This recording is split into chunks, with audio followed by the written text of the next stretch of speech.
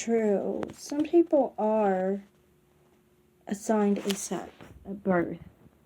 Just think, some people, for one, may have conditions that make them appear like one sex or the other. So they are assigned that sex, even though they may not have anything characteristically in common with that particular sex in the factual sense. See, some people have genitalia that looks like the opposite sex, but their reproductive organs and their genetics are male or female, for that matter, but it doesn't look like that on the outside. There are people with XX male syndrome who specifically have a genetic sex as a female, or female genetically. They are XX, but they have male genitalia. There are people with androgen insensitivity syndrome who have female genitalia on the outside, but they have their sex organs and their sex chromosomes, which are male. Testicles that are undescended, and XY chromosomes. They have no reproductive organs that are at all female. They just have a vagina. So, one thing I also think is sex at birth is not actually, that's just a product of your sex, usually, but it's not actually your sex. Your genitals aren't really actually your sex. Your sex is really your sexual reproductive organs and your genetic sex. Because you have to understand, I understand you're pro-life, and I'm pro-life, so you understand this, that life starts at conception. If you pay attention to how life starts at conception, you'll understand that children at conception do not have penises or vaginas. They do not have testicles or ovaries. They don't even have that. What they do have, though, is they have either chromosomes that are male or female or somewhere in between, or a combination of the two.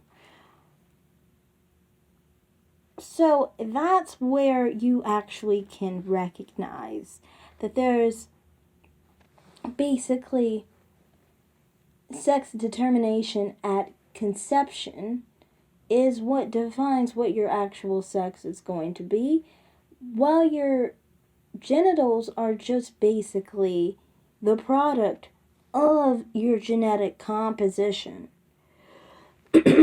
Understand that even people with XX male syndrome and people with androgen insensitivity syndrome, most of the time, most likely, usually, I would say every time, they have genetic mutations, basically. It may not be in their sex chromosomes, and it may be. In some cases, it depends. But in their genetic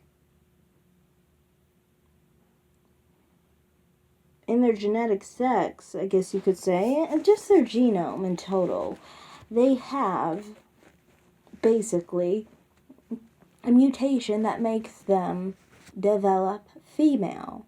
So, or female genitalia, basically, or develop male genitalia. So this is the product of their genetics still, but it's not necessarily the product of their sex. You get what I'm saying? Because their sex was always what their sex was. People don't change sexes. You know, people always think that people can change sexes, but you can't change sex. You either were male or female or both at conception. And you don't change over your sex as you develop. You just have your sex throughout life.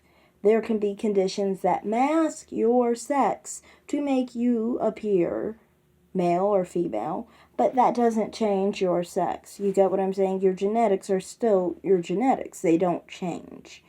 DNA doesn't change. After conception, you are a male or female or both. So that's why I was just trying to point this out, because you're saying that sex is observed at birth as if your genitals are per se specifically to do with your sex. They are in many cases, yes, but many cases they are not. So you can't say that penis or no penis means male or female. That's just not how it works. It's that most cases occur like that. Most males have penises and most females have vaginas.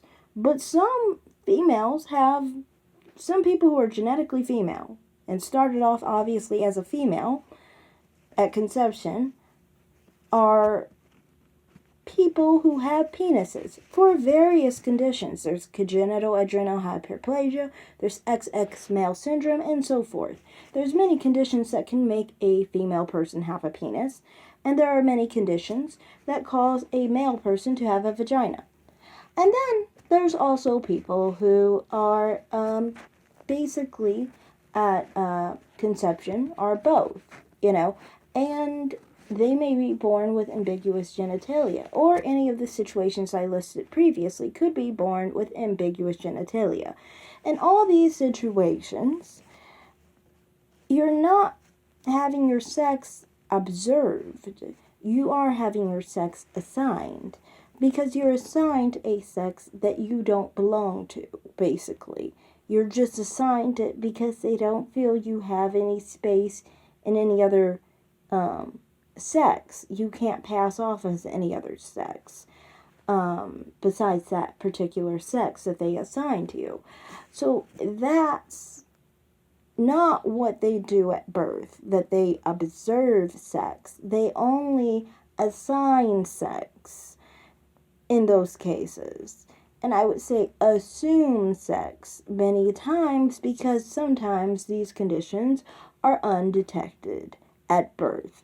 So to me, I don't think it's observation. In some cases, you could say they are assuming and they are guessing off of a ratio, because most likely having a penis does mean you have XY chromosomes and you have functional testicles. It means you're a male, but not always. Just the same as if you have a vagina, most of the time you're going to have ovaries, uterus, you're going to have a regular period, you're going to have fallopian tubes, you're going to have XX chromosomes. But that's not always the case. And there's a whole bunch of different things that can happen if you have a vagina. There are so many different scenarios. Some people have uteruses. Some people have all the things I listed, but they still have XX and XY chromosomes. There's so many different factors. There's one woman who was predominantly XY chromosomes, but she gave birth to her own son.